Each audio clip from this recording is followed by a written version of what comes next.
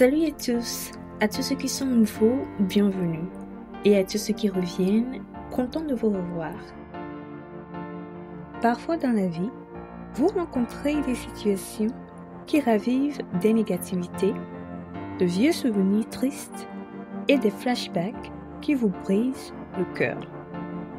Cependant, si vous avez décidé de recommencer avec le Seigneur Jésus-Christ, sachez qu'avec lui, les choses anciennes appartiennent au passé et qu'il a accompli et prévoit d'accomplir de nouvelles choses dans votre vie dès maintenant. Dans la vidéo précédente, nous avons vu le pouvoir transformateur du témoignage de Dieu. Aujourd'hui, nous allons poursuivre et voir, à travers un exemple biblique, comment le témoignage de Dieu nous donne l'assurance de persévérer et de rester attaché à la parole de Dieu, quoi qu'il arrive. Alors, sans plus attendre, commençons. Pour la lecture d'aujourd'hui, lisons dans le livre de Luc, le chapitre 2, du 25e au 29e verset, qui dit « Et voici, il y avait à Jérusalem un homme appelé Siméon. Cet homme était juste et pieux. Il attendait la consolation d'Israël et l'Esprit Saint était sur lui. Il avait été divinement averti par le Saint-Esprit qu'il ne mourrait point avant d'avoir vu le Christ du Seigneur. Il vint au temple poussé par l'Esprit.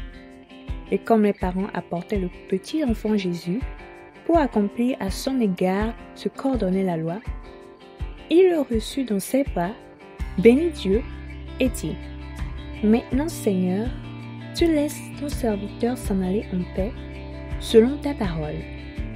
Amen. » Ici, la Bible parle d'un homme qui possède tous les critères d'un enfant de Dieu et qui a le Saint-Esprit sur lui. Parmi les choses dites au sujet de Siméon, il est dit qu'il attendait la consolation d'Israël, signifiant qu'il attendait que Dieu envoie la délivrance, le réconfort et la paix à son peuple. Et c'est ainsi que le Saint-Esprit a assuré à cet homme fort âgé qu'il verrait le Christ avant de mourir. Des paroles qui ont non seulement renforcé son espérance, mais lui ont aussi donné l'assurance qu'il vivrait sans aucun doute pour voir le Christ. Maintenant, il est important de noter que cette promesse ne s'est pas concrétisée immédiatement après que le Saint-Esprit eut parlé à Siméon. Et donc, en vieillissant, Siméon a peut-être été confronté à la maladie. Cependant, grâce à l'assurance que lui donne le témoignage de Dieu, il a gardé son espérance et a conservé sa foi en la parole de Dieu. C'est dans cet état d'âme et d'esprit qu'un jour, poussé par le Saint-Esprit, il se rendit au temple comme à son habitude pour adorer. Et à sa grande surprise, c'était le jour choisi par Dieu pour accomplir sa promesse. Car c'était aussi le jour où Jésus-Christ fut emmené au temple pour qu'il soit accompli à son égard ce qu'ordonnait la loi.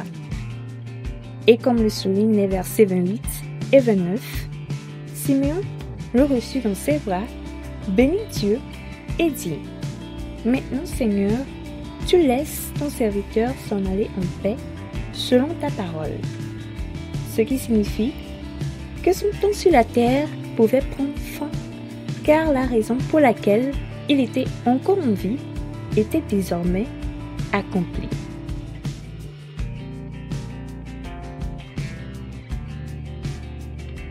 Bien-aimés en Christ, le témoignage de Dieu n'est pas une parole que l'on attend et que l'on oublie, mais une parole que l'on garde en soi comme source de persévérance en toutes choses.